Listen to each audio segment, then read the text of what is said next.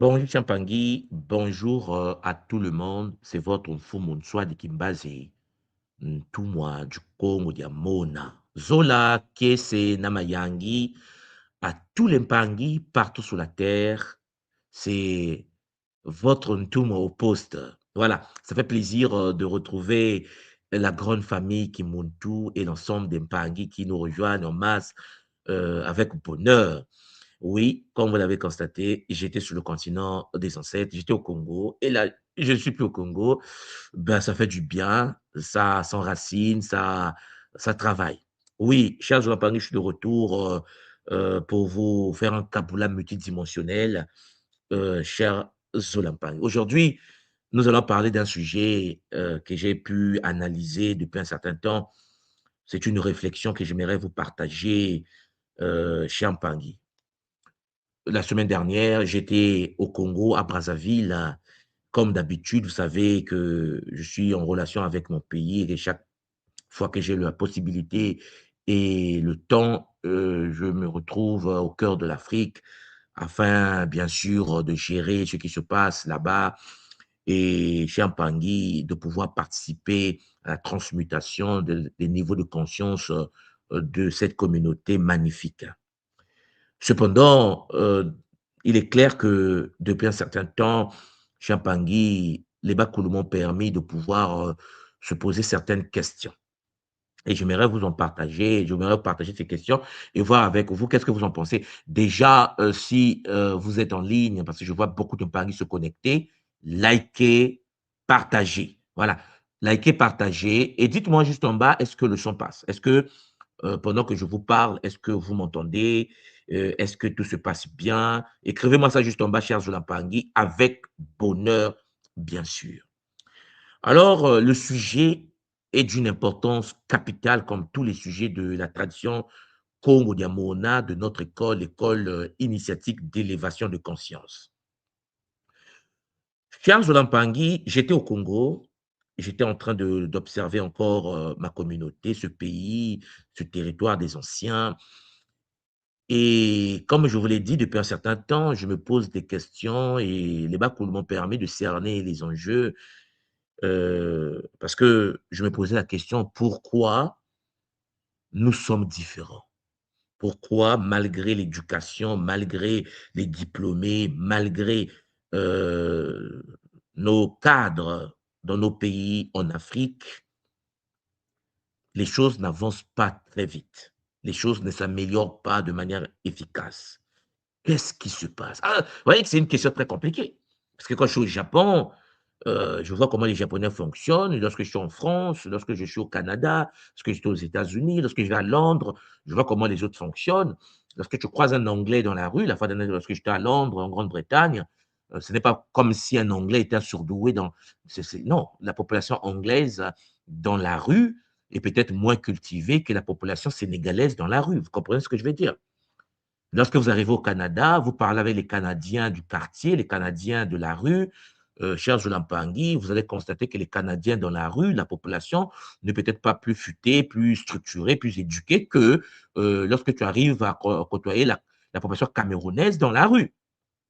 Je ne vous parle pas des leaders, je vous parle de la population. Ce n'est pas comme si la population occidentale, la population asiatique est supérieure intellectuellement au niveau de l'intelligence que nos populations. Ça n'a rien à voir. Lorsque je suis au Japon et que vous croisez un Japonais dans la rue, et que vous le parlez du Botswana, vous le parlez du Zimbabwe, vous le parlez de New York, ou bien de Paris, ou de Londres, ou de Montpellier, le Japonais n'a aucune idée. Il te regarde, il dit, mais de quoi tu me parles? Tu veux pas de Montpellier? C'est quoi Montpellier? Tu vois? C'est-à-dire que même la culture générale, en général, les Japonais sont déconnectés de la connaissance des autres peuples. Ils s'en foutent, en fait. Voilà, lui, il vend ses pains, il est dans son restaurant, il est au supermarché, il fait la plonge. Ben, c'est la population. La population, en effet, après mes voyages partout sur la Terre, tous les pays du monde sont identiques, en fait. J'aimerais que nous puissions cerner cela. Vous allez voir que chez nous, en Afrique, lorsque vous rentrez dans des pays africains, ceux qui ont étudié en Occident, quand ils repartent dans la communauté, vous retrouvez des gens avec 3 masters, 2 masters, vous trouvez des gens futés, des gens diplômés. La majorité, chez moi, par exemple, à Brazzaville, en moyenne, cher Paris, pour exister au Congo, il faut avoir en moyenne un master. Dans une famille, quand tu n'as pas un master, ouais, vous comprenez? Et pourtant, les Japonais sont plus organisés, les Anglais sont plus organisés, les Français sont plus organisés. Qu'est-ce qui fait que, malgré nos capacités, malgré nos diplômes, malgré, rien ne marche, rien ne marche. Oui, oui, oui, ça marche en boitillant, en fait, petit à petit. C'est un sujet qui m'a toujours, intéressé. Et donc, la question que je m'aimerais poser aujourd'hui avec vous, M. Lampangui, c'est l'individu et la communauté. Parce que je pense que j'ai trouvé la réponse. C'est sûr. Non, non, parce que là, je viens d'Afrique. Là, je suis en forme, rempli par le soleil du Congo. Mais, cher Lampangui, en fait, ce n'est pas que nous sommes faibles. Ce n'est pas que nous sommes bêtes. Ce n'est pas que nous sommes inférieurs. Ce n'est pas que les autres sont supérieurs. Ce n'est pas que les autres sont meilleurs. Non, non, non, non, non. Non, non, non, non, c'est pas ça. Parce que je vous assure, les Congolais de chez moi sont plus cultivés que certains Japonais. Je vous assure que les Japonais dans la rue, les leaders japonais sont meilleurs, voilà. Mais la population, non. Non, non. Mais pourquoi ils avancent plus vite? Pourquoi ils sont plus structurés? Alors la question se posait et la réponse est tombée, c'est au niveau du système. Bon, c'est de ça dont il s'agit aujourd'hui, le système. Bon, avant que je puisse commencer le caboulot en question, dites-moi d'où vous m'écoutez. Voilà, c'est vous. Est-ce que vous êtes en Afrique comme j'étais là il y a 2 jours? Est-ce que vous êtes, ailleurs au Japon? Hein? Est-ce que vous êtes, dans les Caraïbes? Est-ce que vous êtes en Europe? Mettez-moi cela sur un panier juste en bas pour que nous puissions avancer avec bonheur. L'individu et la communauté. Voilà. Voilà le sujet d'aujourd'hui. Entre Occident et Afrique. C'est un sujet intéressant, n'est-ce pas? Après, je vais vous faire rentrer sur le plateau parce que j'aimerais avoir votre point de vue pour ceux qui veulent le partager. Notre problème en Afrique, notre problème en Europe, notre problème en Asie en tant qu'être incarné est un problème de système. Alors écoutez-moi bien, mes parents. J'ai préparé mon PowerPoint multidimensionnel. J'aimerais vous donner ma vision là-dessus et j'aimerais que vous puissiez monter sur le plateau pour donner votre analyse de ce que je vais vous présenter. L'individu et la communauté entre Occident et l'Afrique. Je ne vais pas nommer l'Asie parce que, cher Jolampangui, tout est pareil là-bas. Alors, Mpangui, l'équilibre entre la liberté de s'élever et la responsabilité de transmettre. Parce que vous allez être conscient, M. Lampangui, que dans beaucoup des sociétés occidentales modernes, l'individu est placé au centre. En fait, l'individu, cher Lampangui, n'est pas analysé de la même manière que ce soit en Afrique ou en Occident. En fait, notre problème à nous, en tant qu'Africains, ce n'est pas qu'il manque de connaissances, manque de savoir, c'est un problème de système. On est dans un système tordu. On est dans un système pourri, en fait. Mais il faut le savoir, parce que nous sommes génétiquement, je ne pensais pas parler de génétique, mais là, je n'ai pas le choix. Nous sommes en Afrique génétiquement, cher Jonathan Paris, dans un modèle qui n'a rien à voir avec un modèle occidental. Et notre modèle à nous, dans lequel nous sommes, fonctionne au sein d'un système occidental. Non, on est mal barré. Je ne sais pas, c'est chaud, c'est chaud. C'est-à-dire qu'en effet, nous ne sommes pas occidentalisés. Ah non, nous ne sommes pas, en fait, on n'a pas réussi à nous dompter. On est dans un fonctionnement ancien, traditionnel, africain, mais à l'intérieur d'un modèle qui nous a été imposé. L'être africain n'a pas été brisé. C'est pour ça que ça ne marche pas. C'est-à-dire que nous sommes en dichotomie, comme on dit. Alors, on va en parler, mes pas. Bon, vous savez, hein, il y a les nœuds, il y a le réseau, il y a des flux. Bon, l'individu, la communauté et la mécanique du capital. Voilà le sujet que j'aimerais vous présenter, c'est-à-dire une déconstruction des paradigmes sociétaux face à l'économie mondiale.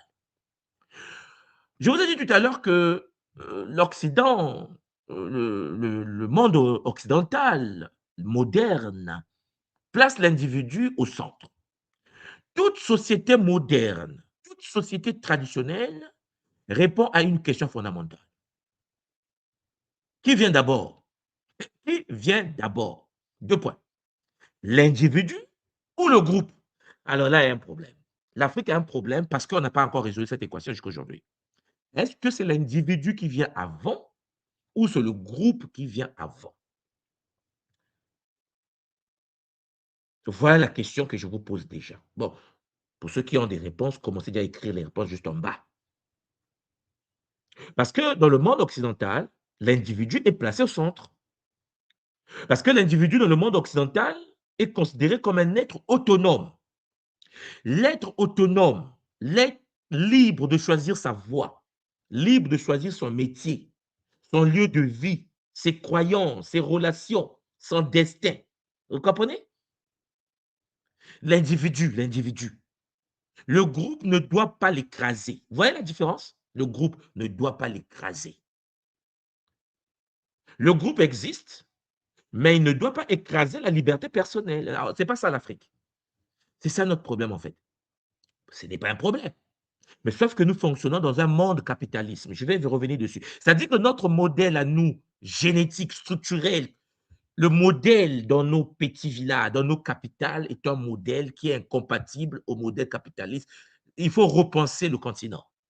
Il faut repenser l'être humain, cher Zulampagi. Je ne dis pas que le modèle individualiste occidental est meilleur. Non, non, non. Je vais vous montrer les limites du modèle individualiste et du modèle du groupe. En fait, l'occidental est dans le groupe. Mais je vais vous parler de ça.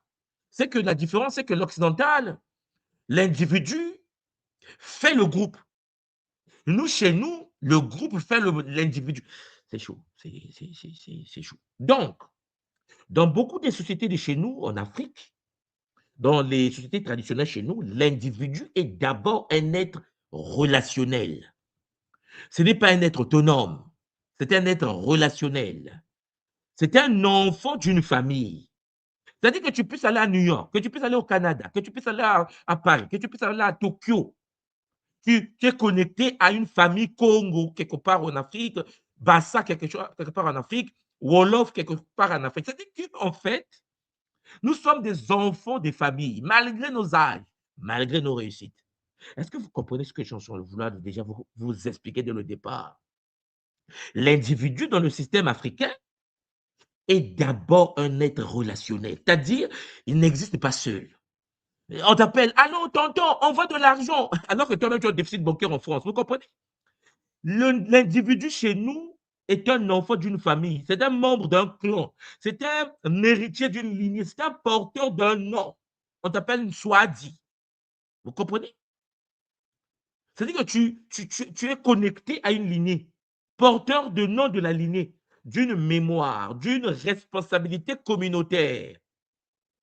L'être humain dans le groupe, dans le système africain, est soutenu par le groupe, mais il doit aussi servir le groupe. Alors, deux modèles diamétralement opposés.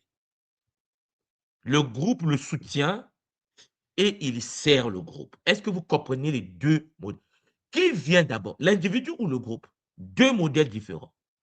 Et c'est ça le problème du monde. C'est-à-dire que notre monde à nous, en tant qu'Africains, en tant que mélanodermes, en tant que Kamites, est en incompatibilité avec le système capitalisme libéral occidental dans lequel nous sommes, avec un fonctionnement incompatible. Vous comprenez? L'autre est dans un système où l'être est autonome. Nous sommes dans un système où l'être est relationnel. C'est-à-dire que l'Africain doit s'occuper de la vie du voisin. Est-ce que le voisin a mangé? Est-ce que l'enfant du voisin a réussi? Est-ce que le voisin est parti à New York? Est-ce qu'il a envoyé l'argent dans cette famille? C'est-à-dire qu'au lieu de te focaliser dans ta vie à toi, nous perdons le temps, puisque nous sommes des êtres relationnels, à créer des relations parfois toxiques avec des gens qui ne nous aiment pas. C'est-à-dire, cher Zola Pangui, il faut qu'on en parle.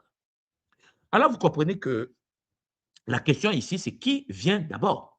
Est-ce que c'est le modèle qu'on appelle occidental aujourd'hui, où l'individu devient fort, puis il contribue à rendre sa société forte? Vous comprenez? Il est fort, c'est-à-dire qu'il devient Einstein, il devient Freud, il devient Elon Musk, il devient fort, il devient euh, Steve Jobs, et puis il bouge la société. Ou bien nous sommes dans un modèle africain où la communauté porte l'individu. Les Bamileke, très puissants, très intéressants, se rassemblent, ils mettent l'argent en place, ils paient l'étude d'un jeune Bami qui doit étudier à New York. Les études sont payées par le village. Mais cher Jolampagui, en contrepartie, ce petit-là, une fois réussi, doit rendre l'énergie à la communauté. Est-ce que vous comprenez ce que je veux dire? C'est-à-dire que la communauté porte l'individu. La communauté Bamileke est reconnue en Afrique, chez nous, en Afrique centrale, comme étant une communauté qui porte l'individu, afin que l'individu revienne fortifier la communauté. C'est-à-dire, l'individu est un être relationnel. De l'autre côté, l'individu est le centre autonome. Une fois que tu réussis, regardez l'image que je vous ai mise à droite, dans le monde africain, toute la communauté compte sur toi. Je suis au Canada, cher Jolampangé, à des moments, tu éteins ton téléphone, tu as besoin mal à la tête.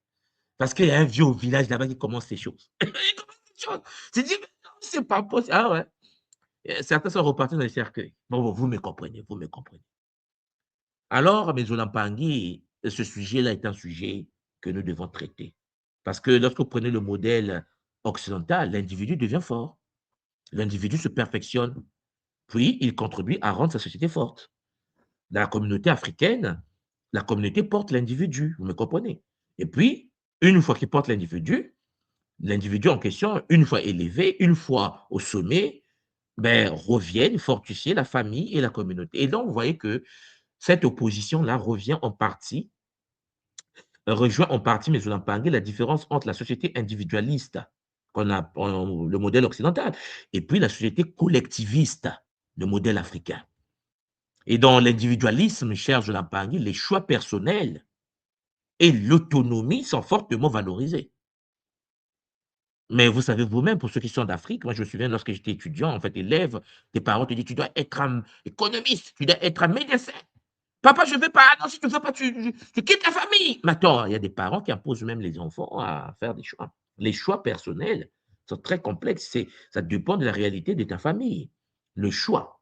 Donc, vous voyez qu'en effet, cher Zulampangui, dans la société individualiste, les choix personnels, l'autonomie sont fortement valorisés, alors que dans le collectivisme, c'est-à-dire une société issue du culte féminin, du culte de la mère en Afrique, l'identité sociale, l'appartenance et les obligations envers le groupe occupent une place centrale. Envers le groupe occupe une place centrale. C'est pas pour rien qu'on dit que nous sommes des sociétés fondées sur les mystères des abeilles. Alors la question que j'aimerais vous poser avant de poursuivre déjà, c'est de savoir, est-ce que par rapport à la réalité du capitalisme mondial aujourd'hui, du système installé planétaire, notre modèle est efficace ou défaillant? Vous allez comprendre pourquoi l'Afrique est en train de ramer. L'Afrique ne rame pas parce que le modèle est mauvais. L'Europe ne domine pas parce que son modèle est meilleur. En effet, les deux modèles, que ce soit le modèle occidental, c'est-à-dire que individualiste, ou le modèle africain, c'est-à-dire communautariste, ces deux modèles-là sont face à un système que les Occidentaux ont proposé, ont posé, un système libéral, ultralibéral, capitalisme. Et ça fait qu'en effet, le modèle de chez nous bug. Parce qu'il faut en fait que nous puissions être capables de proposer notre modèle en cherchant la compatibilité avec le système qui domine la planète en ce moment.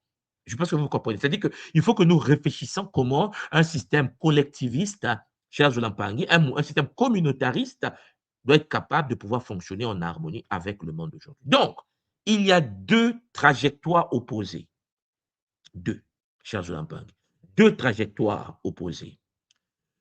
D'abord, pour construire la puissance d'une société, il y a la pensée occidentale et puis vous avez nous, l'Afrique. Vous voyez, l'occidental, c'est l'individu qui fait la communauté. L'individu devient fort. Oui, il contribue à rendre sa société forte. On a des gens comme Steve Jobs lorsqu'il était là, ou Bill Gates. Vous voyez, une personne arrive, il crée une société, Microsoft, il domine toute la planète. L'Occident est fort. Vous avez Apple, ils dominent la société forte. Nous avons Dangote, par exemple en Afrique, l'homme le plus riche du continent, domaine du ciment, domaine du pétrole, domaine le gouvernement veut même sa peau. C'est-à-dire que l'Africain veut tuer leur propre leader. C'est-à-dire que je ne dis pas qu'en Occident, on ne veut pas la peau des leaders occidentaux. Ce que je suis en train de dire, c'est qu'il est très difficile à Dangote de transformer l'Afrique parce qu'on va dire qu'il est Haoussa, parce qu'on va dire il est du Nigeria, parce qu'on va dire il appartient à un groupe. Et c'est vrai que lorsque vous arrivez au Nigeria, les Haoussa sont fiers d'avoir Dangote comme fils. Il est l'homme le plus riche du continent, c'est un Haoussa. Donc, les autres communautés africaines, les Peuls, par exemple, lorsqu'ils regardent Dangote, pour eux, Dangote, c'est un Haoussa. Vous voyez la différence entre le Français qui va utiliser Microsoft parce que Bill Gates est occidental et le Peul ou le Fulfulde ou le Zarma, Charles Lampangi, qui va en fait regarder Dangote, mais Dangote est Aoussa. Et les Aoussa sont fiers hein, d'avoir un fils qui est l'homme le plus puissant financièrement, en fait, au niveau de la puissance économique en Afrique. Donc, vous voyez, en fait, nous avons un système qui est communautariste, qui est de groupe, mais qui fonctionne dans un modèle capitaliste. Donc, une fois qu'un de nous, du groupe est fort, en effet, soit le groupe va dire non, c'est un des nôtres. Moi, je me souviens à l'époque, lorsque le Kimuntu était au début, je parlais du professeur Mbon Bassan, notre grand frère du Cameroun, je recevais des messages de menaces de certains frères camerounais qui me disaient que tu n'as pas le droit de parler de Mbon Bassan, c'était Camerounais. Toi, tu es Congolais, tu ne parles pas de notre savant. Je dis, mais c'est quoi cette folie? Et avec des années, j'avais compris qu'en effet, vous comprenez le fait que Bobassang est du Cameroun et qu'il est Bassa, certains dans le groupe ne veulent pas, moi, en tant que Congolais de Brazzaville, de pouvoir citer Bobassang. C'est bête, n'est-ce pas? Mais vous comprenez? C'est ça notre problème. C'est-à-dire que nous avons un modèle qui nous empêche de nous émanciper. Mais les 2 modèles ont des côtés avantageux et des côtés toxiques. Mais sauf que les 2 modèles sont dans un système capitaliste. Est-ce que, un modèle africain peut, exister, résister et fonctionner optimalement dans un système capitaliste? C'est la question. Parce que la communauté porte l'individu, afin que l'individu, une fois élevé, le cas de Dangote, l'homme le plus riche du continent, ben les Haoussa sont fiers de Dangote. Et je vous assure, les Sud-Africains, les Zoulous détestent Champagne, les Nigérians. Et donc, Dangote étant l'homme le plus riche du continent, les Sud-Africains ne veulent pas de Dangote. Et pourtant, il est africain. Vous comprenez la différence? Or, il s'avère que lorsque Steve Jobs ou bien Zuckerberg met Facebook en place, ben, les Norvégiens, les Danois sont contents. Pourquoi? Ben parce que pour eux, c'est un occidental. Et individuellement, Microsoft est posé par Bill Gates, tout l'Occident est content.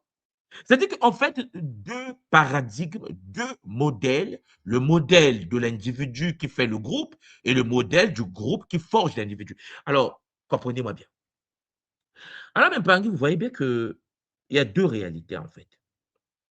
L'individu libre, chez Pangui, le système occidental, hein, l'individu libre qui renforce le groupe. Là, je vais vous parler du paradigme occidental d'abord. L'individu défini par son projet personnel. Parce que le principe central ici est simple. Chaque individu en Occident doit pouvoir se construire librement. Librement. Bon, soulignez le mot libre. Selon ses capacités, son ambition et son mérite. Le système occidental moderne repose sur une idée forte, Charles Lampangi. Et cette idée, c'est ça. L'individu, chaque Muntu, doit pouvoir se construire librement, selon ses capacités, son ambition, ses choix et son mérite. Vous voyez bien que ici, l'individu n'est pas d'abord défini par sa famille. Non, non, non.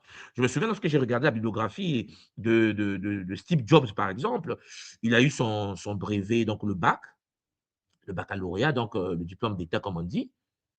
Et puis, il est parti en Inde. Il a même pas fait l'université. Il s'est même pas inscrit à l'université. Mais en Afrique, lorsque tu ne vas pas à l'université, mais tes parents, ils sont mais non, mais parce qu'en fait, le groupe t'impose la Steve Jobs est parti en Inde. Il est revenu avec l'idée d'apprendre. Nous savons tous la suite. Il est devenu l'homme le plus puissant de cette planète. Et pourtant, Steve Jobs n'a pas été à l'université. Bill Gates a une licence. Je pense que Zuckerberg a un DUG. En fait, c'est ça des gens où individuellement, cher Jolan Pangui, l'individu n'est pas d'abord défini par sa famille. Il n'est pas d'abord défini par son clan. Il n'est pas défini par son village. Il est défini par son projet personnel. Et ça, cher Zolampangi, c'est un système, c'est un paradigme. Et dans ce modèle-là, occidental, cher Pangui, la société est puissante lorsque plusieurs individus libres, formés, ambitieux, innovant et responsable crée des entreprises, des institutions, des inventions, des universités, des technologies et des richesses. En Afrique, lorsque tu veux innover, la communauté te chicote. Parce que si la communauté n'a pas la vision de ce que tu fais, la communauté t'empêche d'avancer. La communauté va dire, c'est toi qui vas changer le Gabon. Tu penses que c'est toi qui vas changer le Sénégal? Tu penses que c'est toi qui vas changer le Mali? Tu penses que c'est toi? Charge la Paris jusqu'à même essayer d'ôter ta vie. Donc, quand vous prenez par exemple un jeune aux États-Unis, un jeune au Canada, un jeune en France ou en Allemagne, ce jeune-là peut quitter sa famille très tôt. Papa, ma soeur, l'enfant est parti. Très tôt, l'enfant, lorsqu'il a la vision de la vie, il est parti de la maison. Il peut aller vivre seul. Il peut aller étudier loin, changer de vie comme il veut, créer une entreprise. Il n'appelle pas papa, il n'appelle pas maman, il s'en fout de vous, il vit sa vie.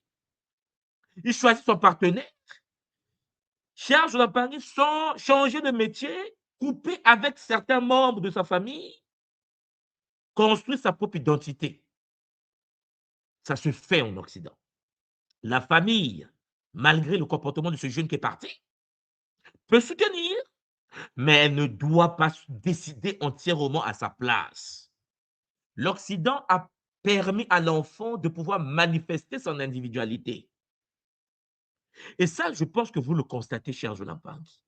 Il existe donc la mécanique occidentale qui génère l'innovation, mais vous allez constater que ça fragilise aussi le lien social. Oui, parce que ce n'est pas paradisiaque, mais c'est intéressant. Premièrement, ce que j'aimerais vous dire, c'est que dans le domaine des avantages de ce système occidental, c'est qu'il développe l'autonomie personnelle. Beaucoup d'Africains sont des gamins en cravate. En effet, ce que je suis en train de vous dire, c'est que vous arrivez en Afrique, là je viens du Congo, là, vous allez trouver des Africains, cher Jonathan Pangui, veste, cravate, tout ça là, mais face à sa famille, il est comme un enfant. Il n'a pas grandi au niveau de l'autonomie personnelle. C'est toujours un enfant. Quand sa mère parle, quand son père parle, il est timide, il est brisé, il est affaibli, il n'a pas de l'autonomie personnelle. L'individu, par contre, dans le monde occidental, développe l'autonomie personnelle. C'est-à-dire, l'individu apprend à penser par lui-même. L'Africain pense, qu'est-ce que les autres vont penser de moi? Qu'est-ce que mon père va penser de moi? Est-ce que la tante là va penser de moi? Et si la sorcellerie est déclenchée, c'est-à-dire qu'en fait, il vit et il n'apprend pas à penser par lui-même. La conscience d'un enfant en Occident apprend à prendre des décisions, à assumer ses choix, à construire son propre chemin, à vouloir se lancer, à vouloir faire de l'aventure, à vouloir, cher Jonathan Pangui, découvrir. Et cela favorise quoi? Ce modèle occidental, cher Jonathan Pangui, de l'autonomie personnelle. Mais ça développe la responsabilité personnelle. Et lorsque je vois mon fils, mes enfants qui grandissent en Occident, le développement, la responsabilité personnelle est supérieur à certaines personnes que je connais qui ont 30 ans, qui ne sont pas responsables d'eux-mêmes et qui vivent encore chez leurs frères, leurs parents, qui vivent chez les papas et mamans et qui vont te dire que non, je n'ai pas d'argent, je n'ai pas. Il y a des gens au Congo chez moi qui sont nés à Brazzaville, qui n'ont jamais quitté Brazzaville, qui n'ont jamais fait l'aventure même dans une petite partie de la forêt du pays. Lorsque je suis au pays tout à l'heure, je suis parti au village, je retrouve des Occidentaux, des Français dans la forêt du Congo en train de faire de la recherche. Ils ont quitté Paris, ils étaient sur la voie des anciens royaumes Congo avec des sacs au dos. J'ai dit, mais c'est quoi? On n'est pas pareil. Vous comprenez? C'est-à-dire que la responsabilité personnelle, l'esprit critique, l'indépendance économique, la créativité, l'innovation est développée dans le système de l'autonomie personnelle occidentale. Oui, cela vraiment, comme vous le constatez, favorise l'innovation. Parce que quand l'individu est libre d'expérimenter, de contester, mais en Afrique, tu contestes l'ancien, ben, tu es banni de la communauté. On va dire que tu es qui? Tu es qui? Tu es viré de la famille parce que tu as dit non, mais je ne suis pas d'accord. Vous comprenez? Donc, Dans le modèle occidental, l'enfant est libre d'expérimenter, de contester, de dire que la Bible, j'en veux pas. Dans la société africaine, si un enfant qui est né dans une famille chrétienne dit que la Bible, j'en veux pas, mais sa mère commence à pleurer, à faire des veillées pour que Jésus sauve le fils. Ça dit qu'une famille qui t'empêche d'expérimenter ce que tu es, de créer ou d'échouer. En Occident, l'enfant, au Canada, pour ceux qui sont au Canada, là je parle aux frères américains, Canada, États-Unis, un enfant qui échoue encore et encore, les parents applaudissent. Parce que pour eux, échouer, ce sont des diplômes. Il faut expérimenter, il faut pour créer, échouer. Et si tu n'échoues pas, tu seras fragile demain. En Occident, dans le système occidental, dans la mécanique occidentale, l'enfant devient plus facile, il devient capable de plus facile à produire des inventions, des innovations, parce qu'il est libre. Et en Afrique, dès que tu proposes quelque chose qui n'est pas dans le cadre du groupe, le groupe veut ta peau. La phrase, c'est que: «Est-ce que tu penses que c'est toi qui vas changer Kinshasa? Est-ce que tu penses que c'est toi qui vas changer la capitale de Luanda? Tu es qui? Tu veux montrer quoi? Parce que tu es parti étudier à l'étranger». Vous comprenez? C'est un modèle inscrit dans notre éducation génétique, je dis bien génétique, parce que ça là, c'est africain. C'est pour cela, quand vous prenez l'Occident, vous allez constater que beaucoup d'inventions technologiques modernes viennent des sociétés où l'entrepreneuriat individuel est fortement encouragé. Il suffit de voir la Silicon Valley aux États-Unis, vous allez constater que l'écosystème technologique est là. Il y a aussi l'écosystème technologique européen, les startups canadiennes, les startups japonaises, les startups sud-coréennes. Cher Zolampangui, le système individualistes chez eux permet à leurs enfants de pouvoir s'épanouir. Ça, il faut être conscient de cela. Et puis, ce système en question protège l'individu contre l'écrasement familial ou l'écrasement communautaire. Est-ce que vous me comprenez? C'est-à-dire que dans le modèle capital, en fait, là, je ne parle pas encore du capitalisme, hein, je parle du modèle d'individualisme occidental. Ça ne veut pas dire que l'occidental n'a pas de groupe. Je vous l'ai dit, c'est l'individu qui fait le groupe. Parce que le modèle qui a été posé est un modèle, dans ce modèle-là, la personne est capable de dire: «Je respecte ma famille, mais ma vie m'appartient». Alors ça, tu dis ça au Cameroun, tu dis ça au Sénégal, tu dis ça au Gabon, ben, tu vas sortir avec une gifle multidimensionnelle. Parce que les parents vont dire: «Mais il pense qu'il a réussi, il pense qu'il a qui?» Voilà, ça commence. Parce que la communauté va t'empêcher de faire certaines réalités. Alors, même pareil en Occident, l'enfant est capable de dire: «Je respecte ma famille, mais ma vie m'appartient» et cela peut protéger contre les mariages forcés. Bon, chez nous, il y a encore des mariages forcés. Ton père te dit: «Tu vas te marier avec la fille d'un tel». Voilà, j'ai regardé au Sénégal, il y a encore des mariages par castre. Hein, le forgeron sénégalais ne peut pas se marier avec l'élite sénégalaise. C'est-à-dire une structure communautaire qui est incompatible à l'épanouissement individuel de l'être humain. Est-ce que vous suivez ce que je suis en train de dire? Notre Afrique est brisée, pas parce que les autres nous tapent, parce que notre modèle aujourd'hui est incompatible au système mondial. Donc, les mariages forcés, les choix professionnels imposés, hein, d'accord? L'occidental, il ne va pas dire à son fils: «Je t'attache, tu quittes ta famille si tu ne veux pas être médecin». Ça ne se passe pas comme ça. Les pressions familiales abusives en Occident, oui, quelques femmes, mais non, en général, dans leur modèle, non. Ça protège aussi contre la domination des anciens. C'est pas parce que tu es plus ancien, plus vieux qu'un Français que tu penses que tu vas t'imposer sur un jeune Français. On a tous étudié en France, mais vous allez vous rendre compte qu'il y a une liberté de pensée qui fait que l'aîné, on l'écoute, l'ancien, on l'écoute, mais il faut qu'il soit capable, il soit efficace. S'il n'est pas capable de résoudre une équation différentielle, en tant que matheux, le petit Français te claque à la porte, simplement. Et puis, cela peut protéger contre le sacrifice permanent de soi pour le groupe, ce que fait l'Africain tous les jours. Il est en déficit bancaire, mais il doit envoyer l'argent en Afrique. C'est la malédiction de la famille, quoi, la malédiction du groupe. Mais ça, on va en parler. Donc, Charles de Lampangé, vous allez voir que dans ces sociétés-là, en Occident, il y a ce système en question qui crée en fait une société de compétitivité ou je vais dire de compétition productive. C'est-à-dire, la compétition en Occident peut pousser les individus à se dépasser.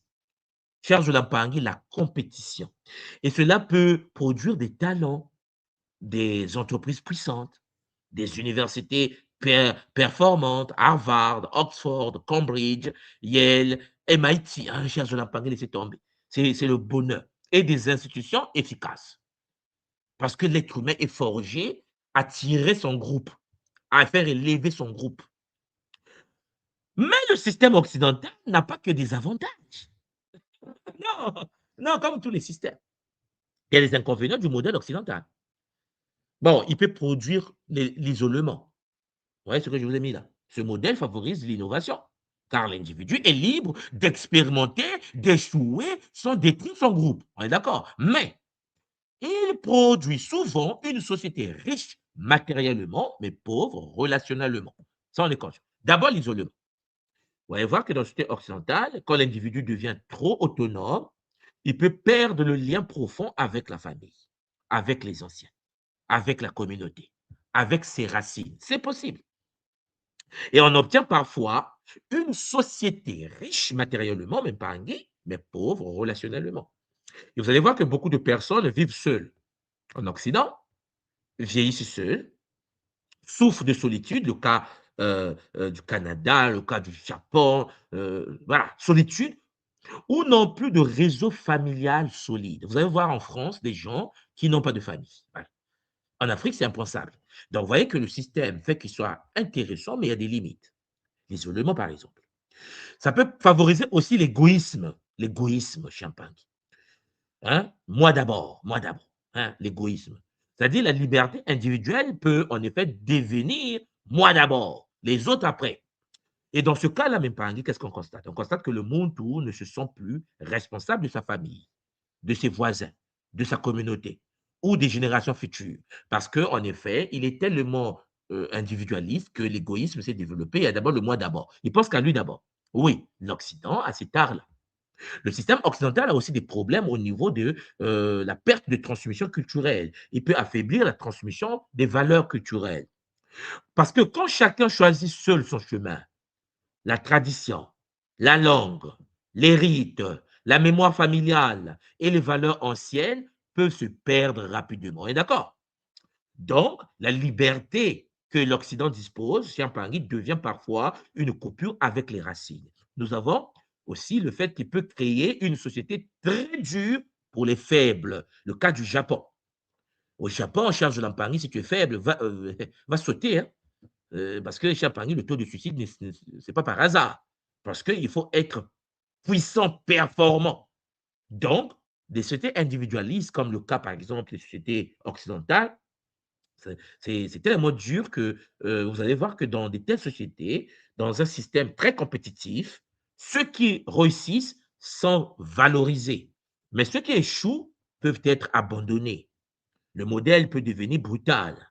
Quand tu arrives en France, tu vois les banlieues et tu vois Neuilly, cherche la Paris, c'est la même France, mais deux dimensions différentes. Le modèle peut devenir brutal. Si tu n'as pas réussi, c'est ton problème. Voilà la phrase du modèle.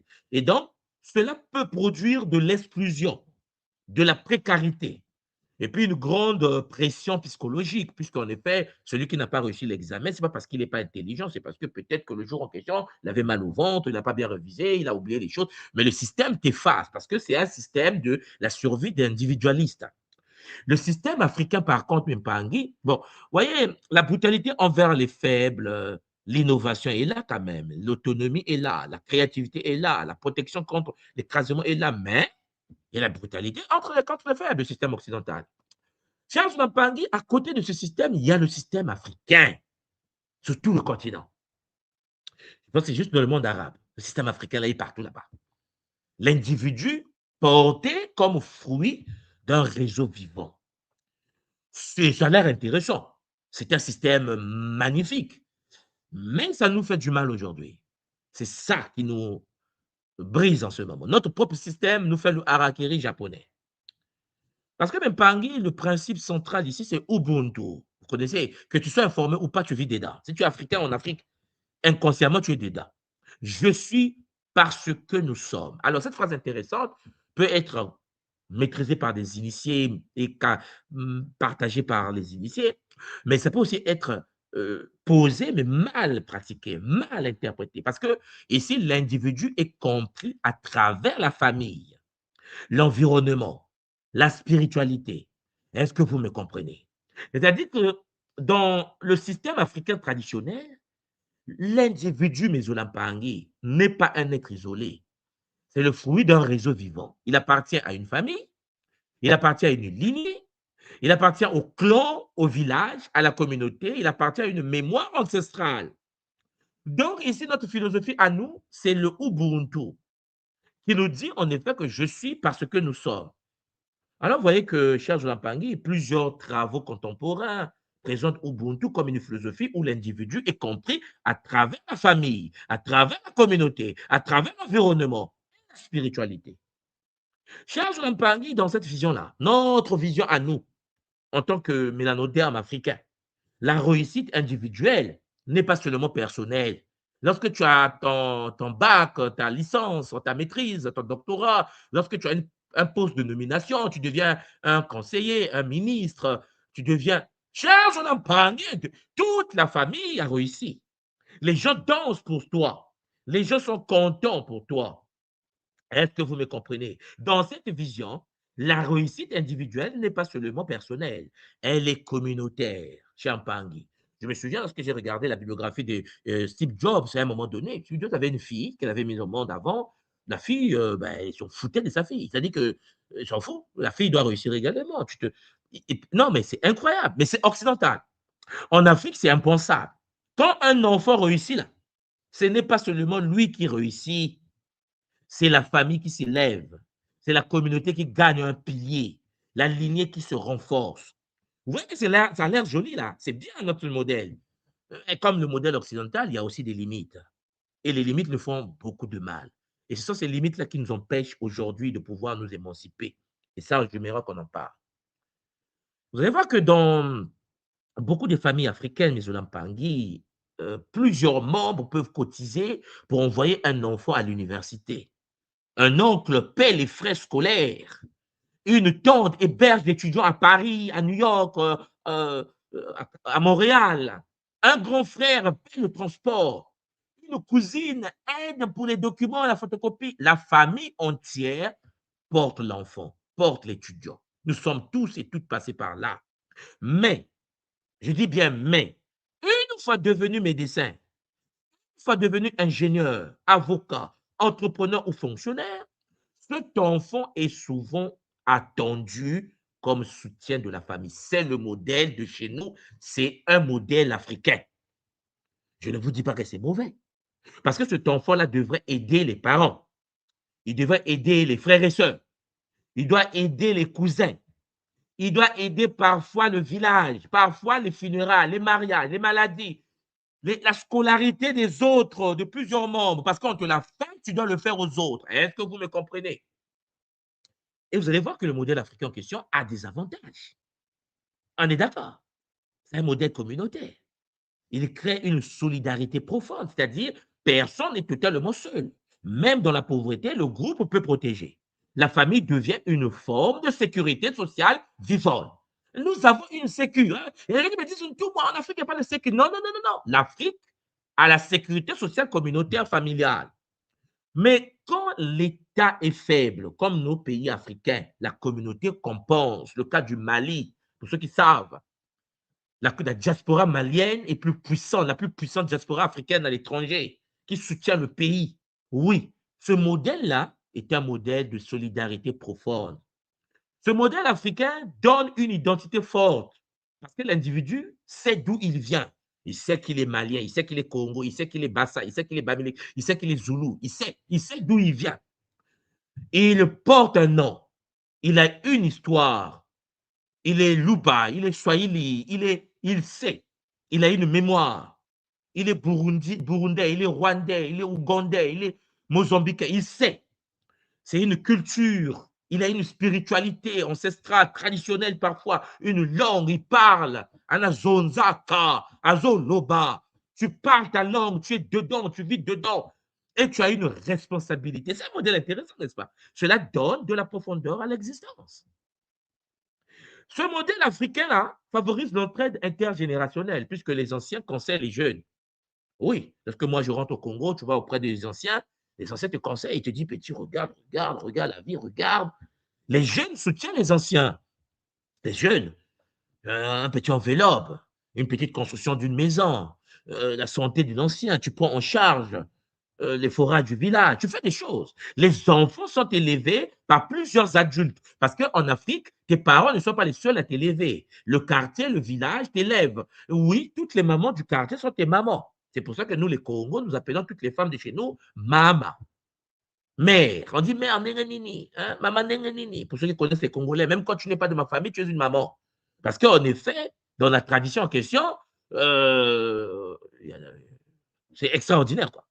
Les réussites et les souffrances sont partagées. Quelqu'un meurt dans d'une famille dans le quartier, tout le quartier est à la veillée, vous savez. Les gens participent à la veillée, les gens pleurent pour la personne qui est partie, les gens travaillent pour enterrer la personne qui est partie. Le corps en Afrique ne peut pas être abandonné, c'est pas possible. J'ai vu en Occident, quelqu'un meurt lundi, à 10 heures, à 15 heures, il est incinéré, il est enterré, c'est mort. Avec sa femme qui est là et 2 enfants, la famille n'est pas là, la famille est occupée au boulot.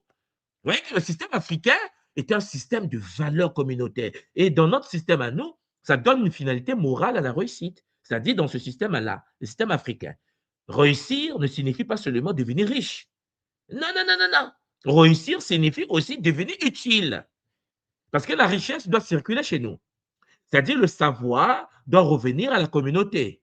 Moi, en tant qu'économiste, en tant que diplomate, en tant qu'homme d'affaires, ma communauté en profite.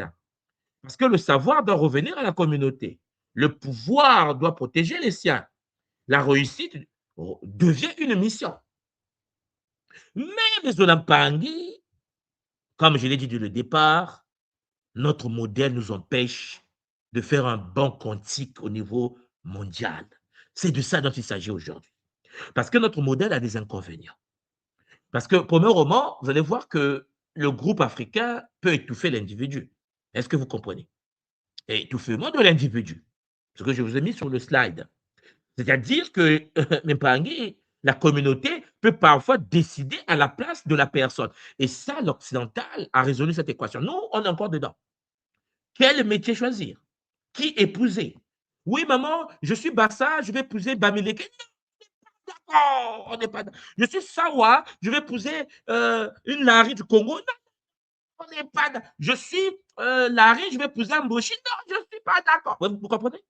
C'est-à-dire que les gens ont quelque chose à dire dans ton existence. Qui épouser? Où vivre? Comment penser? Quelle religion suivre? Tu es catholique, tes parents sont catholiques, essaie de partir, tu vas voir. Combien donner à la famille? Combien tu dois donner? L'oncle te dit, ouais, mais petit, tu sais que c'est moi qui t'ai envoyé en Allemagne, c'est moi qui t'ai envoyé à New York, c'est moi qui t'ai envoyé au Canada. Ben, tu as intérêt à donner quelque chose. Mais papa, je viens de commencer à travailler, je n'ai pas de moyens. Ah, le petit, ah, il a brisé la loi, il a brisé la loi. Il a brisé la loi. Vous, c'est comme ça, je t'ai aidé. Sans moi, tu ne devais pas être là-bas. Vous comprenez? Il n'intègre pas la réalité de ce que tu vis. Parce que c'est un modèle où il pense que tu deviens sa banque. L'individu peut perdre sa liberté intérieure. Alors, vous qui m'écoutez, vous êtes nombreux en ce moment en ligne, là, écrivez-moi ça en bas. Est-ce que vous avez déjà entendu des histoires où quelqu'un, un Africain qui est parti d'Afrique, est arrivé en Occident, et puis il passe tout son temps à envoyer de l'argent à sa famille, alors que sa situation en Occident n'est pas encore équilibrée? Est-ce que vous avez déjà entendu parler de telles histoires? Écrivez-moi ça en bas, cher Zola Mpangui, avec Zola. Deuxième chose que je peux souligner avec vous, c'est la réussite, et ici, dans ce système africain-là, peut devenir une charge excessive. C'est-à-dire réussir, ça devient une charge excessive sur le gagnant, en fait. Parce que celui qui réussit peut devenir le sauveur économique de toute la famille.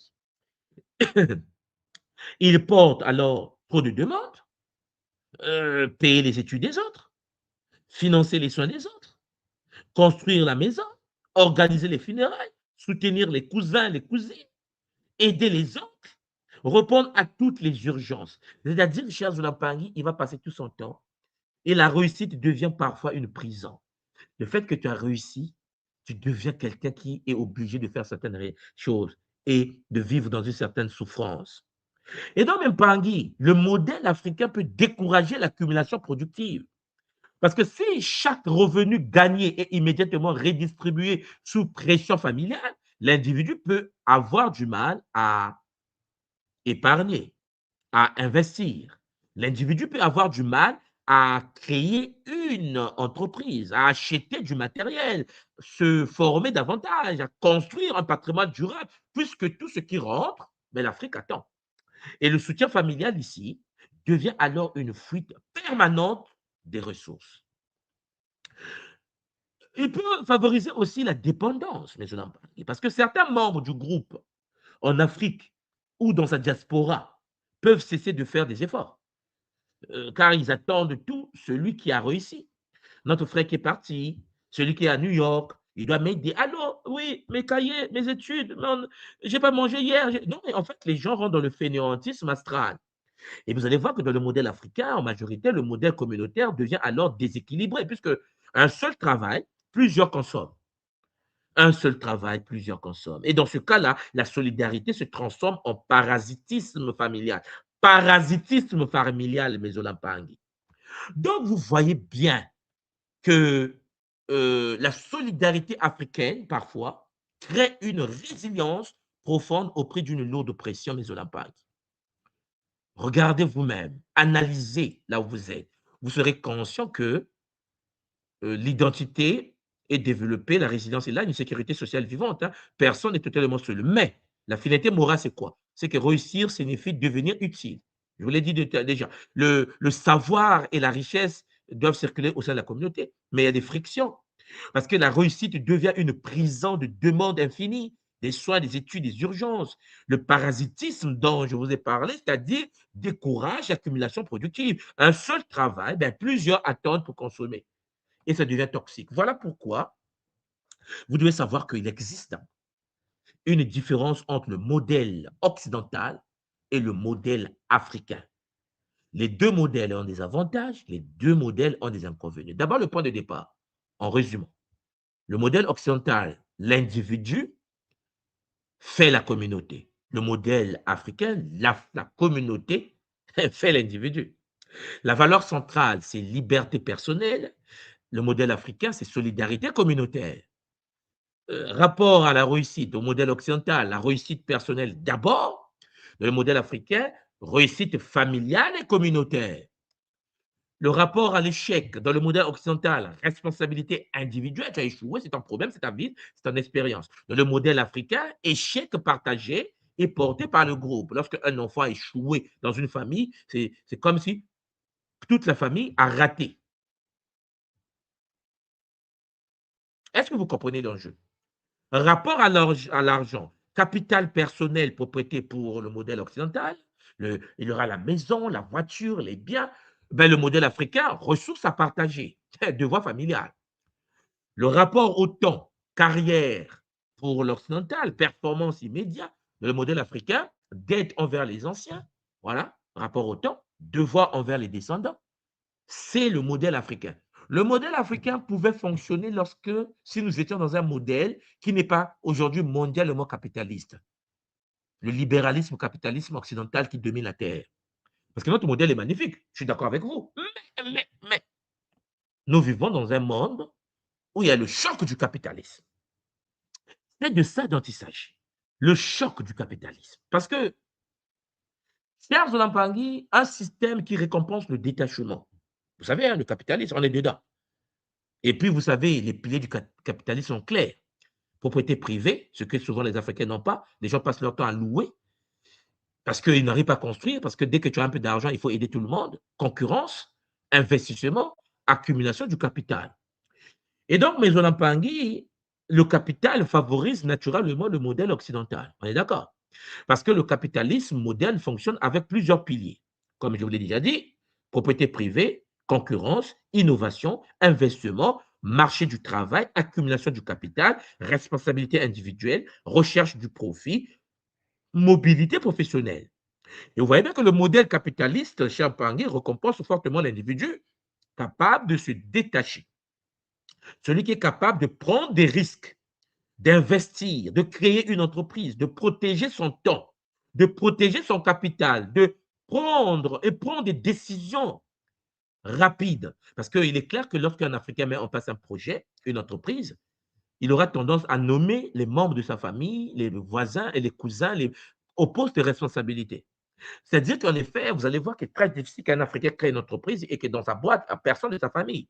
Parce que tu auras des problèmes avec ta communauté. Il est obligé de recruter les membres de la communauté. Alors que parfois, il y a qu'on appelle l'incapacité au niveau champagny cognitive face aux demandes de l'entreprise. Mais on ferme les yeux là-dessus parfois. Parce que nous savons que la Banque mondiale aujourd'hui souligne régulièrement le rôle du secteur privé.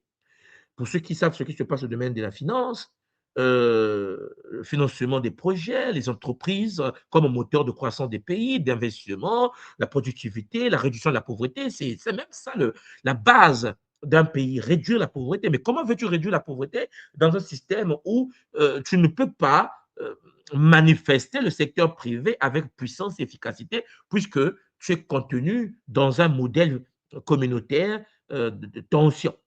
Cela veut dire que le capitalisme mondial est mieux adapté à un individu qui peut dire, voici mon projet, voici mon capital, voici mon temps, voici mon risque, voici mon marché. Or, vous allez constater même pas Tanguy, dans le modèle communautaire africain, l'individu dit souvent, voici mon projet, mais je dois aussi répondre aux obligations familiales, aux urgences sociales, aux attentes du clan et aux responsabilités communautaires. C'est-à-dire que le pauvre jeune Africain va commencer sa vie déjà avec cette charge. Et là, je vous ai mis deux réalités, l'ajustement occidental et puis regardez vous-même l'ajustement africain. Lui, l'occidental, il crée sa boîte, il recrute les gens compétents, ils avancent avec. L'Africain est obligé, pendant qu'il crée sa boîte, le charge de l'empagnie, face au capitalisme, c'est un problème. Pourquoi? Mais parce qu'en effet, au même moment, lorsqu'il a un peu d'argent qui rentre, on l'appelle pour lui dire que son père vient de faire un AVC. On va lui dire que sa soeur a fait un accident. On va lui dire qu'au village, le chef du village, donc en gros, responsabilité communautaire. Cela crée une tension. Oui, mes Olampangi. Alors, regardez ceci. Regardez lorsque vous avez le dilemme de l'entrepreneur face à la fuite des ressources. J'ai pris l'exemple de l'entrepreneur occidental face à l'entrepreneur africain. L'entrepreneur occidental, imaginons qu'il a un revenu de 50 000 dollars. L'entrepreneur africain a aussi 50 000 dollars. Bon, le Canadien, je parle du Canadien, l'Américain, le Français, il va en effet chercher à réinvestir son capital. Peut-être il va mettre 40 000 dollars comme investissement, et puis les 10 000 dollars, ben, croissance, embauche, en fait, il vit sa vie. Par contre, M. Dampangui, l'Africain à 50 000 dollars, déjà, il ne va pas investir 40 000 dollars, c'est une impossibilité mathématique, sauf si cet Africain est devenu capitaliste occidental. Il est devenu individualiste, ça existe, hein? Je vais en parler tout à l'heure. Donc, il va faire quoi? Il va investir 10 000 dollars, voilà, dissolution du capital. Et puis, les 40 000 dollars qui vont rester, qu'est-ce qu'il va faire avec? Parents malades, études d'une sœur, décès dans la famille, chômage d'un cousin, tout ça sur lui. Et puis, vous voyez bien que le pauvre ne peut pas avoir la croissance et l'embauche, vous voyez, de l'entrepreneur occidental. L'entrepreneur africain, lui, il est dans la dissolution du capital. Regardez la taille de son capital. Regardez l'autre, comment il a. Parce que l'autre a mis 40 000. Ce n'est pas parce que l'occidental est meilleur que l'africain. C'est parce que le modèle africain empêche l'Africain à pouvoir s'émanciper dans un monde capitaliste. Le capitalisme ne récompense pas celui qui redistribue trop tôt. Le capitalisme, c'est un pangui. La générosité là, humaine, le Pumuntu que nous avons devient une vulnérabilité économique. Et donc, on retrouve des gens qui se lancent dans les business en Occident, les Africains, mais qui n'arrivent pas à décoller parce que chaque seconde, son téléphone sonne, il y a toujours un problème dans sa famille. Donc, le capitalisme mondial fonctionne sur l'accumulation du capital, la propriété privée, l'investissement individuel, l'accumulation du capital champagné récompensé par le marché. Or, l'Africain, lui, il est dispersé parce que il donne à gauche, à droite, il aide à gauche, à droite. Il n'a pas le choix, c'est son modèle. Et même quand il ne donne pas, il culpabilise. Il est sûr dans son coin, il culpabilise. Il est pénalisé par le marché. Donc, le système mondial récompense l'individu qui peut dire voici mon projet, voici mon capital, voici mon risque. Et puis le système capitaliste mondial pénalise l'Africain. Celui qui dit voici mon projet, mais je dois répondre aux urgences familiales, mais j'ai l'attente du clan, mais ma communauté a besoin d'argent, et ainsi de suite. Et il se met à recruter des gens qui, en effet, n'ont pas certaines capacités. Voilà l'exemple que je vous ai donné. Voilà, 50 000 pour les deux, 40 000 investis, matériel, start-up, brevet, ainsi de suite, 10 000 vie personnelle. L'Africain va mettre 10 000 réinvestissements, ben les 40 000, parents malades, décès, mariage, cousins au chômage, contribution au village. Comment voulez-vous qu'un entrepreneur africain puisse en sortir? Si un entrepreneur africain fait ce que l'Occidental le fait, cher Jonapangui, il est banni de sa communauté. Je vous assure, ce qui se passe en Afrique est malheureux. Je ne dis pas que notre modèle est mauvais, mais face au capitalisme, face au système d'aujourd'hui, nous devons réfléchir et reformater le système africain. Sinon, je parie même dans 20 ans, dans 30 ans, je vais revenir encore dessus pour vous dire, je vous l'avais dit il y a de cela 20 ans, que notre modèle à nous est dans l'incompatibilité avec le modèle Champagny individualiste, capitalisme, dans la fonction principale et la recherche du profit. Donc, il existe en fait le paradoxe de la diaspora, puisque les diasporas génèrent des revenus importants, mais une part massive repart immédiatement vers le pays d'origine pour pallier les urgences familiales. On est d'accord? Tout repart en Afrique. Cette solidarité noble, noble, je dis bien, parce qu'on est humain, on a le Boumountou, on est magnifique, ralentit par contre l'accumulation locale. Donc, face à un Chinois, face à un Coréen, face à un Russe, face à un Japonais, face à un Allemand, face à un Canadien, mais Champagne, un Africain ne peut pas tenir. Parce que cette solidarité noble ralentit l'accumulation locale, l'achat immobilier retardé, création d'entreprises freinées, épargne retraite affaiblie, et puis le défi absolu est de transformer l'assistance permanente en stratégie d'investissement. Et là, ça devient compliqué parce que parfois, les gens, tu peux investir en eux, mais ça donne rien de bon. Ça donne rien de bon. Donc, deux modèles font face, même Pangui, à des impasses symétriques. Le grand problème occidental, la liberté sans racine. Oui, liberté sans racine. Un individu performant, mais vide, transformé en simple producteur, consommateur, sans transmission. Je vous assure, ce n'est pas un modèle que nous, en tant que Mpangi d'attention Congo, pouvons valoriser. On est d'accord? Mais de l'autre côté, notre modèle à nous, le grand problème africain aussi existe. La solidarité sans structure, c'est-à-dire une aide d'urgence permanente sans budget ni vision d'investissement. C'est-à-dire, on aide aujourd'hui, on ne construit pas demain. Et demain, parfois, toi qui aidais, dès que tu as un problème de santé, dès que tu n'arrives pas à t'en sortir, qu'est-ce qui se passe? Ben, tout s'écroule. Tout s'écroule. Parce qu'on comptait sur toi, mais tu viens de faire un burn-out toi-même. Alors, vous voyez, cher Jonathan Pangui, que nous devons comprendre que la liberté sans racine existe et puis la solidarité sans structure. Voilà, l'individu devient un simple producteur-consommateur, il a un salaire, il a une carrière, il a une retraite, mais manque de mémoire, manque de spiritualité, manque de sens collectif, c'est la vie des Occidentaux en général. Mais au niveau africain, on donne dans l'urgence, sans plan ni vision. On aide aujourd'hui, mais on ne construit pas demain. La solidarité non structurée dévore ses propres créateurs de richesse. Est-ce qu'il n'est pas temps de changer? Est-ce qu'il n'est pas temps de chercher l'équilibre? Voilà pourquoi moi, en tant que tout moi, Mfumu Nswadi Kimbazi, la Nation Congo Diamona, je vous propose donc, et il faut qu'on pense ensemble, l'émergence d'une troisième voie, c'est-à-dire l'équilibre institutionnel. Il faut que l'individu fort au service d'une communauté organisée. Oui à la liberté individuelle, mais non à l'égoïsme. Oui à l'aide familiale, mais non au sacrifice destructeur de celui qui réussit. Oui à la solidarité communautaire, mais non à la dépendance. Oui à la réussite personnelle, mais non à l'abandon de la famille. Est-ce que vous comprenez ce que je veux dire? C'est-à-dire que nous devons développer un modèle nouveau, une éducation nouvelle qui va nous permettre de dire oui, j'aide ma famille, mais il ne faut pas que ta famille t'appuie au cou. C'est cette troisième réalité, cher Zolampangui, où l'individu, cher Zolampangui, doit être soutenu par sa famille et non pas vampirisé. L'individu doit être libre, puissant et responsable au service d'une communauté structurée, consciente et productive. Voilà ce que nous proposons. Voilà, Champangui, ce que nous devons faire. Parce que transformer la famille africaine en institution économique, ça, c'est même le but de ce que nous devons faire, Champangui. Parce que l'urgence, c'est quoi? Ben, il faut la banque familiale. Il faut une banque de famille. Sinon, la structure des bâtisseurs d'institutions, la caisse familiale d'investissement, le fonds scolaire et système de bourse, patrimoine immobilier collectif, coopérative agricole, tontine productive, familiale.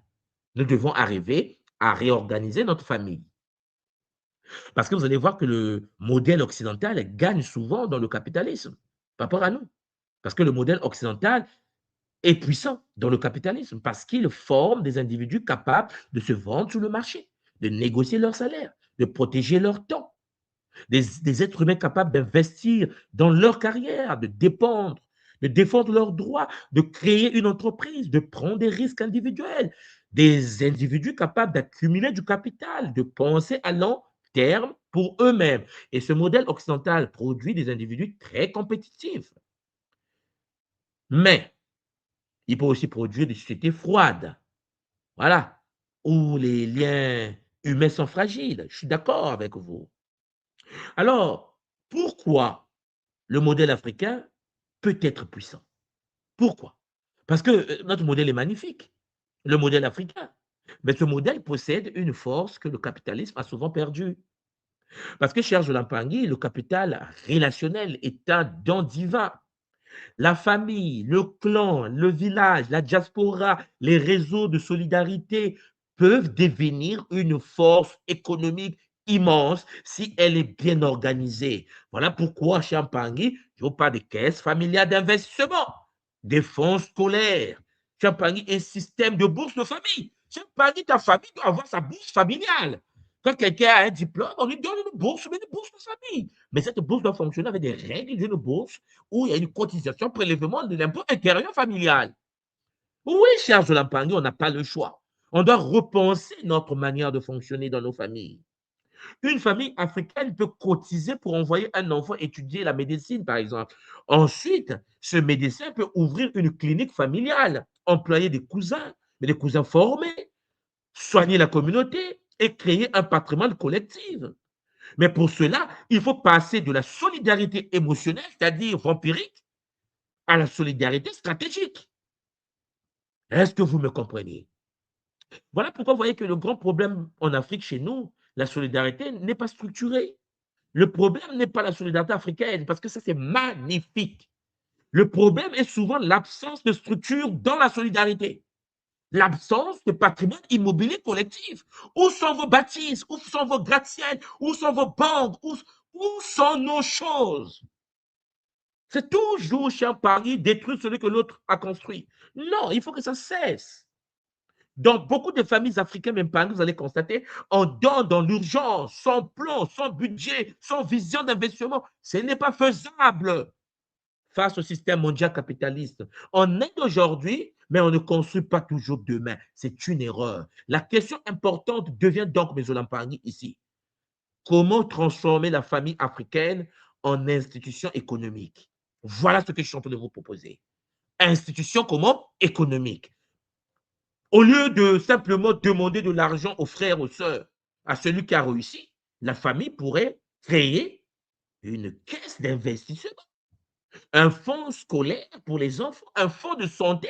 Je sais pas, quelqu'un tombe malade dans votre famille, il y a le fonds de santé familial, une tontine productive, une entreprise familiale, un patrimoine immobilier collectif. Vous avez des maisons à Kinshasa, c'est votre famille. La famille devient puissante, comme font les Chinois, comme font les Indiens. Une coopérative agricole, une fondation éducative, un système de bourse interne à votre famille. Ainsi, vous allez voir, même pas, si vous comprenez ce que je suis en train de vous dire, celui qui réussit ne devient plus une banque familiale, non, mais un bâtisseur d'institutions. Celui qui réussit, on l'intègre dans le modèle familial. Donc, vous voyez qu'à partir de là, chez Champangui, ça nous aide parce qu'en effet, l'architecture de la solidarité est une réalité. Alors, comment transformer la famille africaine en institution économique en séparant l'urgence de l'investissement? Mais avant, ce qui se passe aujourd'hui, c'est quoi? En général, c'est urgence, maladie, funérailles. Urgence, maladie, funérailles. C'est la solidarité émotionnelle. Mais ce que je vous propose, ce que nous devons faire, ce que nous devons repenser ensemble, c'est la solidarité stratégique, c'est-à-dire la caisse familiale, le fonds scolaire, entreprise collective. Celui qui réussit, comme je l'ai dit tout à l'heure, ne doit plus être une banque familiale de dépannage. Quelqu'un qui est en Occident, qui n'a pas ses papiers, qui souffre, qui dort sous le pont, la famille le pompe de l'argent. Les familles deviennent vampiriques. astral, shintaorique, démoniaque. Non. Mais nous devons devenir des bâtisseurs d'institutions au sein de nos familles. Il faut que la famille puisse avoir des cadres structurés dans les entreprises familiales, Champagny, en solidarité stratégique. Et non pas en voulant faire que l'autre qui est là-bas doit travailler pour tout le monde. C'est une anomalie astrale. Alors, je vous propose ici les 5 piliers qu'on doit dégager du modèle équilibré, Champagny. L'équilibre par une structure claire et des principes solides pour la communauté. Premièrement, il faut former l'autonomie. On n'a pas d'autonomie. Hein. Il faut qu'on forme l'autonomie. Aider un enfant ne signifie pas le rendre dépendant même pas. Ton frère, quand toi, maman qui m'écoute là, ton enfant n'est pas ton esclave. Il doit apprendre à créer par lui-même. Il ne doit pas être là que tu es là pomper son énergie parce que tu as dépensé pour lui. Ce n'est pas lui qui t'a demandé de tomber enceinte ou d'être enceinte ta femme. L'enfant est venu sur la terre, il faut le donner et le former pour qu'il soit autonome. Deuxièmement, organiser les flux. Il faut distinguer rigoureusement l'aide d'urgence, la dette, le don et l'investissement. Et il faut, troisièmement, protéger la sémence, c'est-à-dire celui qui réussit ne doit pas être dévoré par les démons. Oui, cher Lampangi, il faut qu'on arrête avec ces bêtises astrales. Si on mange la sémence, comme on dit chez nous, il n'y aura pas de récolte. L'enfant va s'épuiser. L'enfant, il y a beaucoup des enfants qui sont en Occident qui ne veulent pas rentrer en Afrique parce que ils ont peur qu'on les détruise parce qu'en effet, la famille dévore l'enfant par des demandes excessives. Quatrièmement, il faut bâtir un patrimoine, convertir la réussite individuelle en école, en terre, en fonds d'investissement, en clinique communautaire. Il faut qu'on dise ça, c'est la famille d'Intel, la lignée, les banques, les cliniques, c'est à vous, c'est votre famille. Cinquièmement, il faut exiger la réciprocité, c'est-à-dire passer de que doit me donner le groupe à qu'est-ce que j'apporte au groupe. Cher Lampangi, on est formé, on apporte au groupe, mais le groupe ne doit pas appuyer au cou les enfants. C'est une anomalie et ce n'est pas une très bonne chose pour l'émancipation de nos enfants. Alors, mais Pangui, la tradition Congo de l'école initiatique d'élévation de conscience veut que nous puissions développer une sagesse sacrée, l'être et relation. Parce que dans une lecture africaine profonde, vous voyez bien que l'individu n'est ni un atome isolé, ni un esclave du groupe.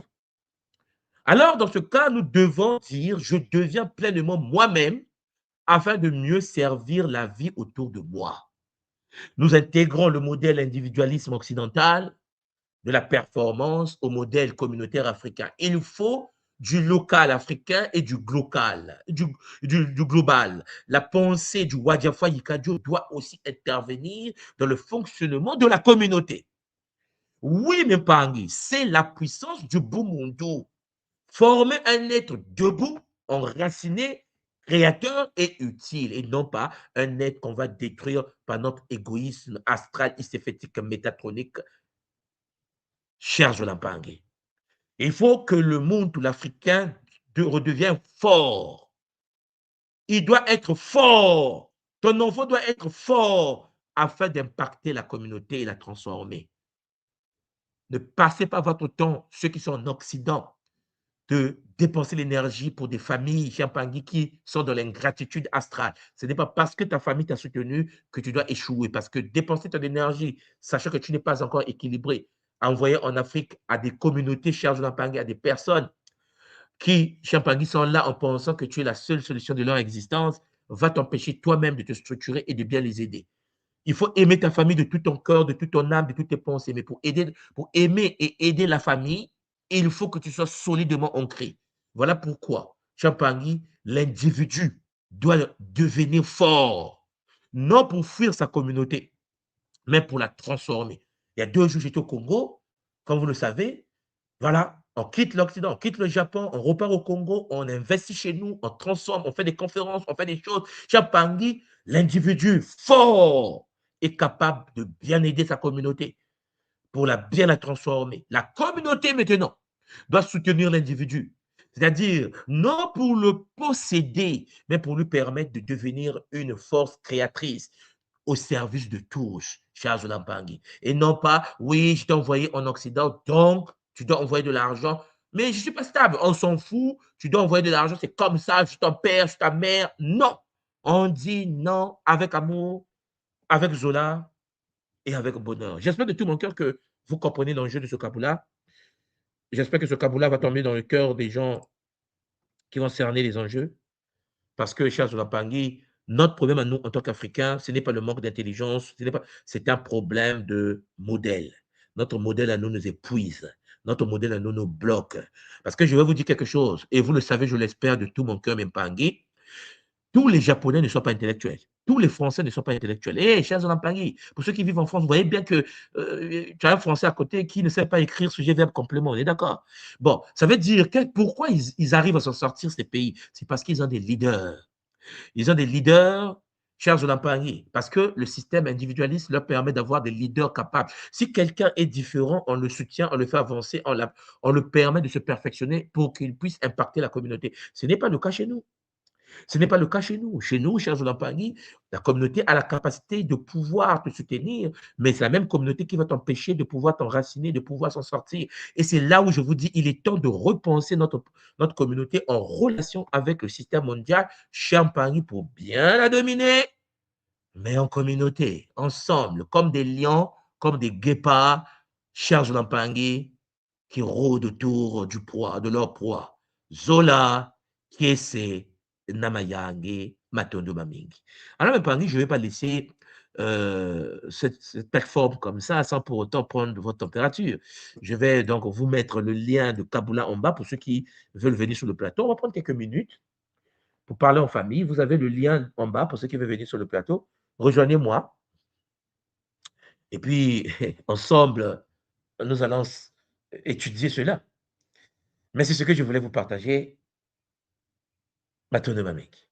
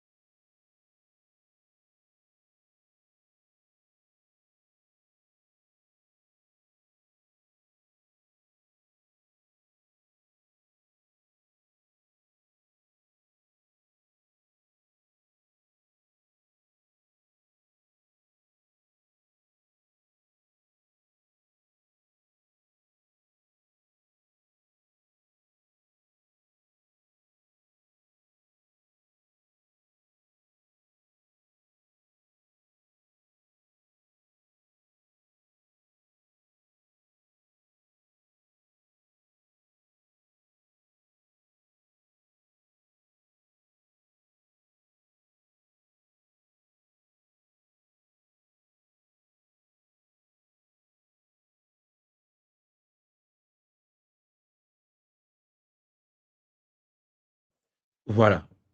Charles Lampangui, si le message est bien passé et que Lampangui, vous n'avez pas des interrogations là-dessus ou des apports là-dessus, je vais tout simplement clôturer notre séance. J'espère de tout mon cœur que ce Kaboula va rentrer au plus profond de nos âmes et que nous allons réfléchir ensemble là-dessus. Pour ceux qui ont des commentaires à faire, vous pouvez l'écrire dans les commentaires juste en bas et comprendre que, chers Olampangui, notre but à nous, c'est de pouvoir développer un modèle nouveau capable de nous aider à avancer. Zolavu, c'était en effet votre Ntumwa, Nswa de Kimbazi, Mfumu du Congo Diamona. Zola, Kiese, Namayangi, Matondo Mamengi.